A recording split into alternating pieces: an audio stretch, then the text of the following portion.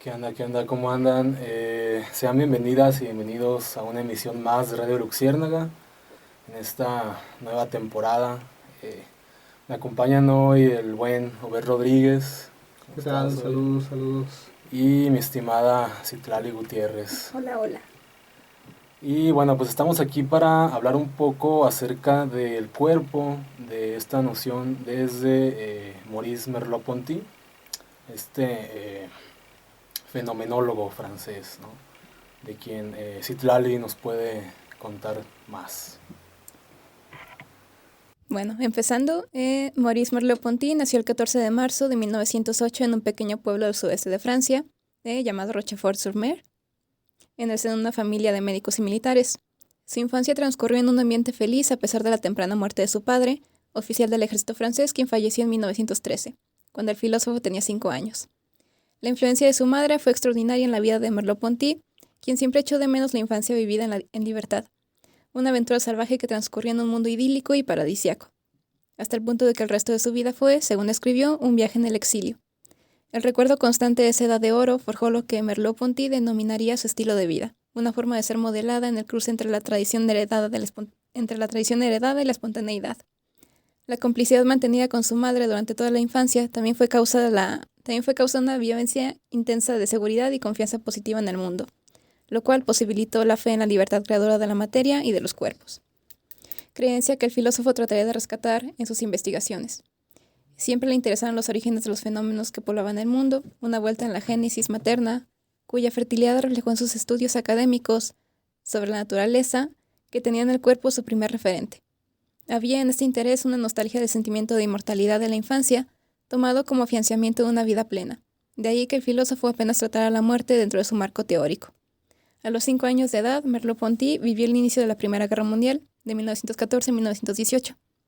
Educado en una familia de ascendencia militar, había asimilado desde sus orígenes una tradición que aunaba intelecto e ideología para alcanzar la libertad. Herederos de la Ilustración y los campos de batalla, el saber y la acción se combinaban en una misma finalidad. Justamente vamos a ver un poco la cuestión del cuerpo, porque Merleau-Ponty se enfoca en el cuerpo, ¿no?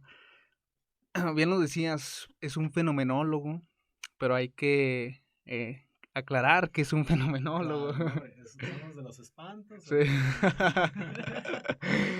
No, hay que hablar, por ejemplo, ¿por qué no empezar por ahí? ¿Qué les parece? La fenomenología es una corriente filosófica que se da a inicios del siglo XX en Alemania, con Edmund Husserl, un alemán.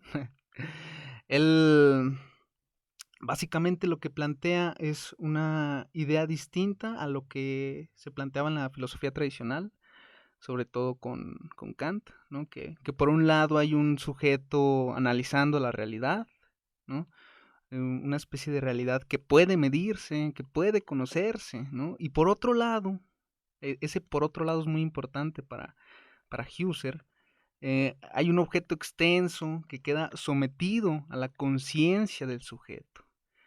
Le causa mucho problema a Husserl esta premisa porque él dice, ¿realmente hay sujeto y objeto separados? Entonces lo que va a decir él es que no, hay sujeto y objeto.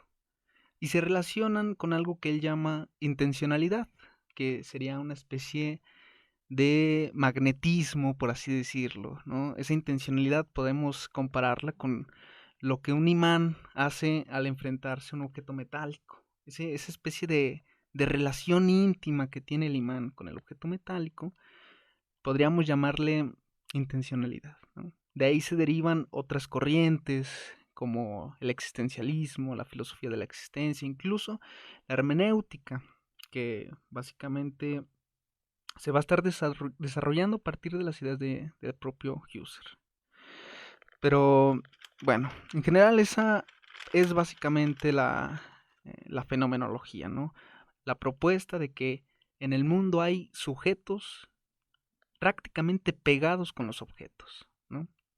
Pero volviendo un poco con Maurice Merleau-Ponty, ¿qué podríamos decir que es subjetivo? Creo que se plantea pues precisamente reconciliar esta problemática que inauguró Descartes, ¿no? Que es la del problema mente-cuerpo, porque bueno, pues llega Descartes a decirnos, ¿no?, que hay dos sustancias, bueno, tres, ¿no?, contando a la res divina, pero eso dejémoslo de un lado ahorita, ¿no? Está la res extensa, por una parte, que sería la materia, todas las cosas, y la res cogitans, que sería el pensamiento, ¿no? Y eso pues plantea muchas problemáticas, ¿no? Porque cómo se relacionan mente y cuerpo, ¿no? Cómo interactúan entre sí. Si el cogito es como algo quizá misterioso, ¿no? No sé. Y la res extensa pues es, vamos bien a decir que nuestra carne es de la misma materia que todas las cosas que vemos, ¿no? Entonces bueno, Merleau-Ponty viene a conciliar de alguna forma esta problemática con su idea de cogito tácito, ¿no?, que viene justamente de la conciencia prereflexiva que postuló Sartre, quien fue pues su maestro, no se puede decir, sí, maestro y compañero. Este cogito tácito vendría a ser el cuerpo, ¿no?, como una unidad de carne y conciencia.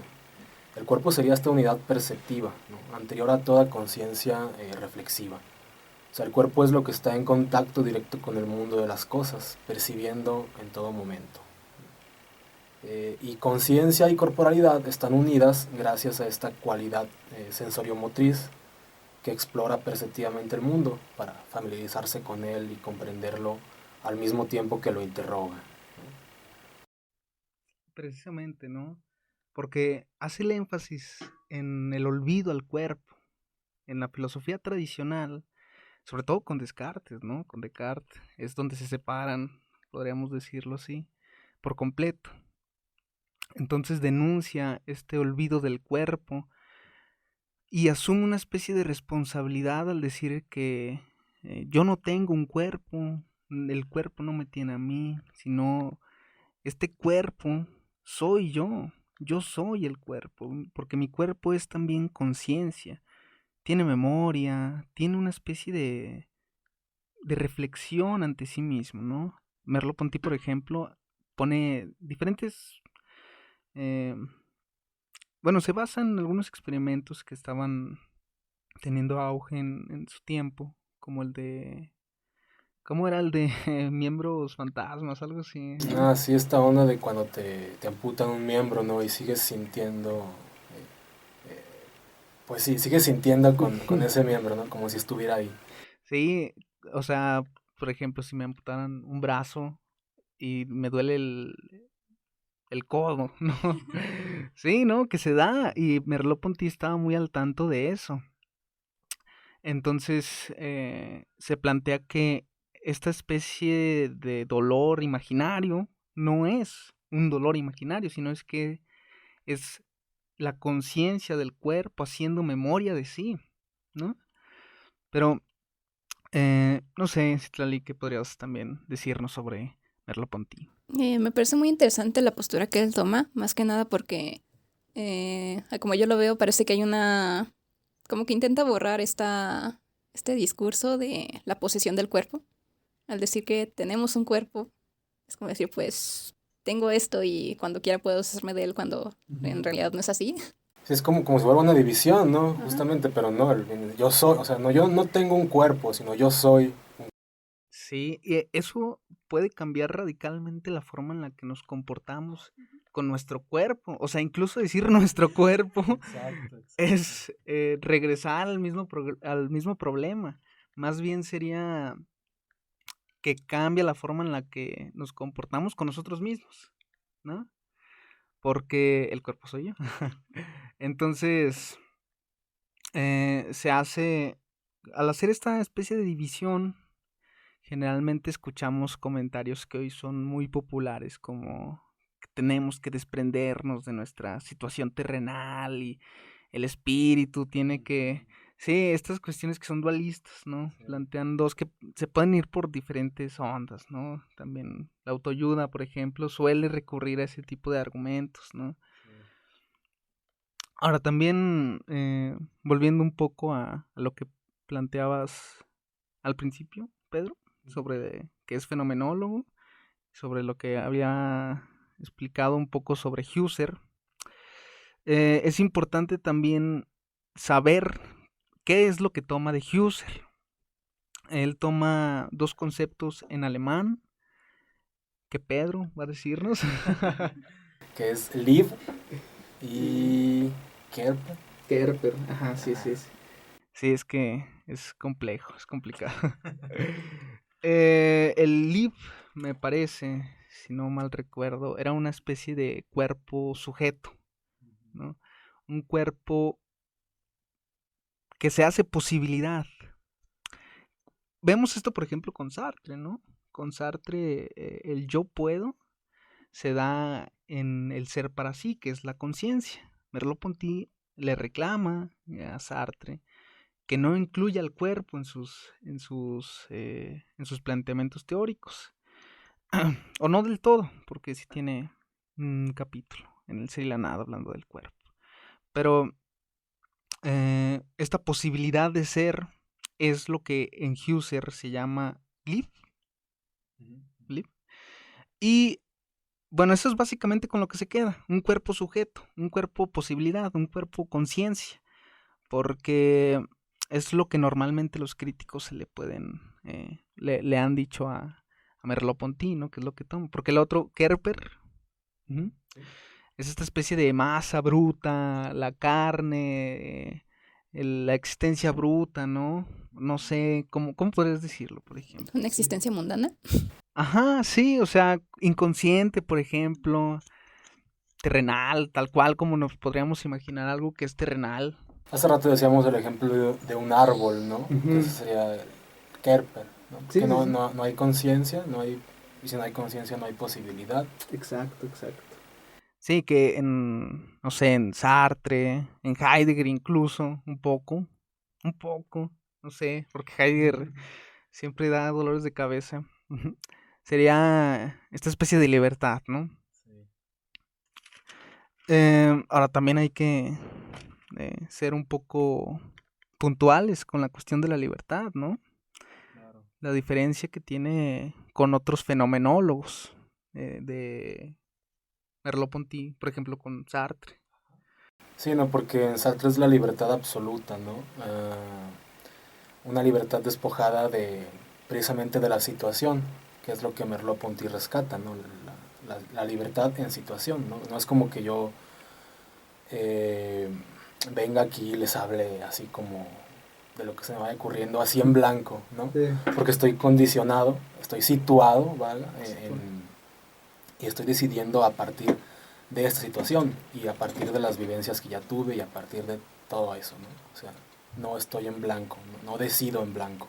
Entonces, como tal, Merleau-Ponty es un empirista, se podrá decir, con esto de considerar el cuerpo como un antes de o un origen a lo que es la filosofía como tal o la palabra. Sí. ¿Qué nos quedamos? Bueno, me parece que habíamos terminado un poco con la idea de este contraste, ¿no? Con Sartre y Merleau-Ponty. Espero haberme quedado en esa idea, ¿no?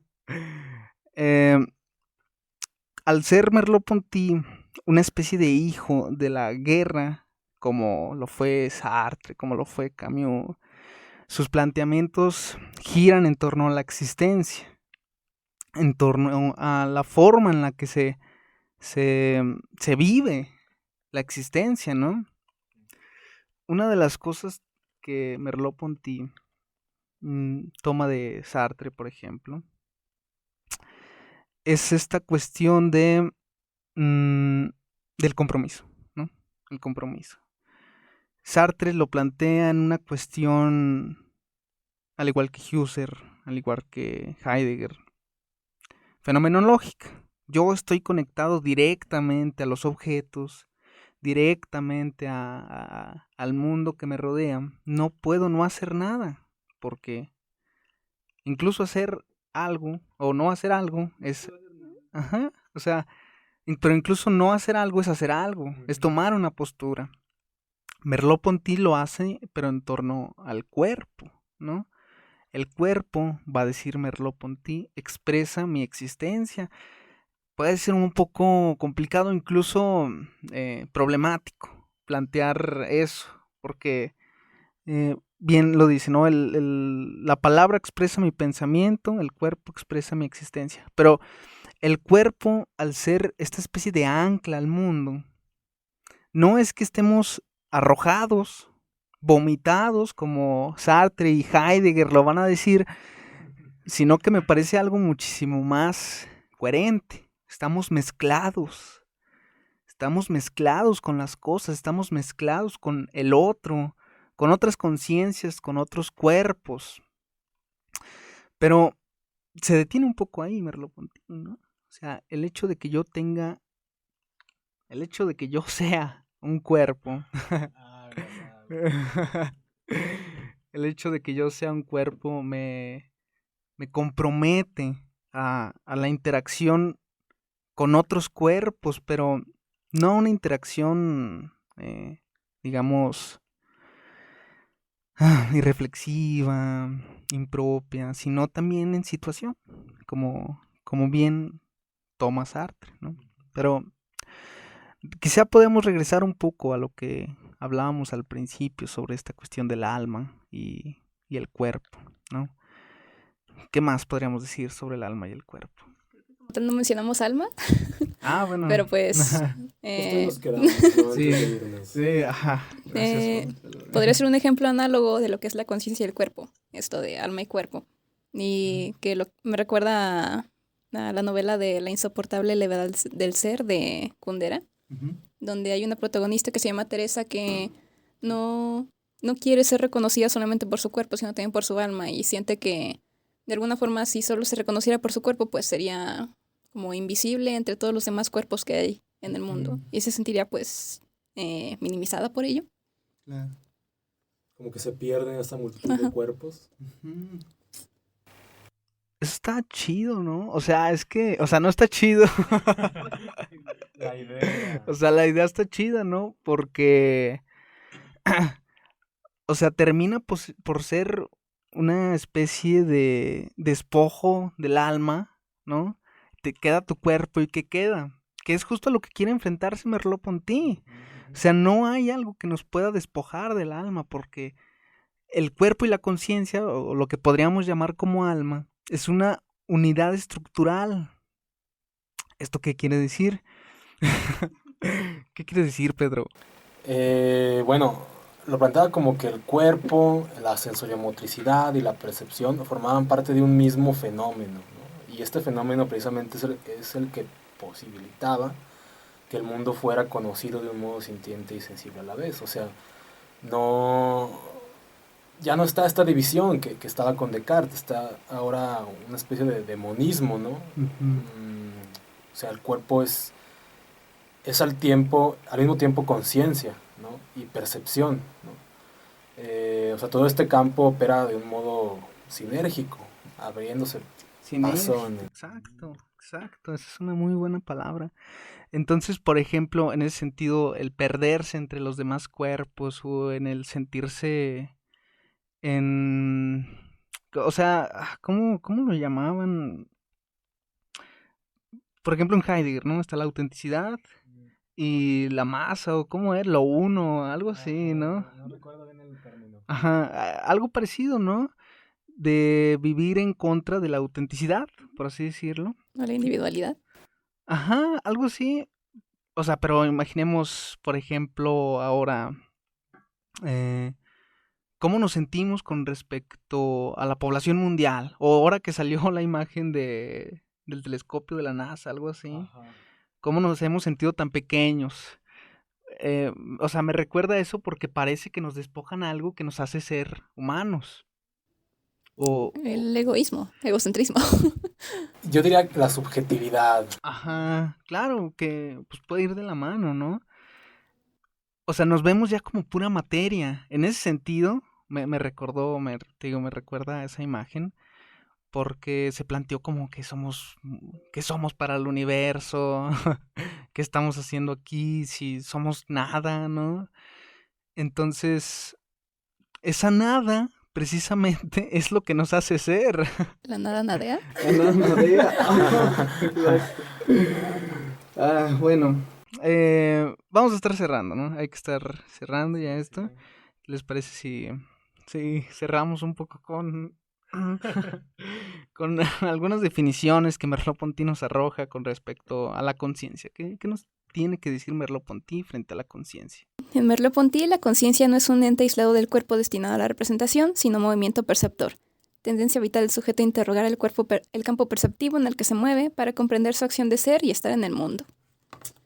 Efectivamente, básicamente es lo que estábamos hablando. No es un ente aislado al cuerpo, sino es una unidad dinámica, estructural, ¿no? Que se da.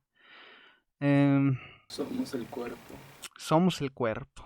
Ya para ir cerrando, me gustaría decir que la siguiente semana tenemos programado el programa. Tenemos el programa de filosofía del lenguaje. Esto se puede relacionar con la conciencia también. Claro. Y en este siguiente programa estaremos con el Lío, que ahora mismo está de invitado no oficial en el programa. Bien.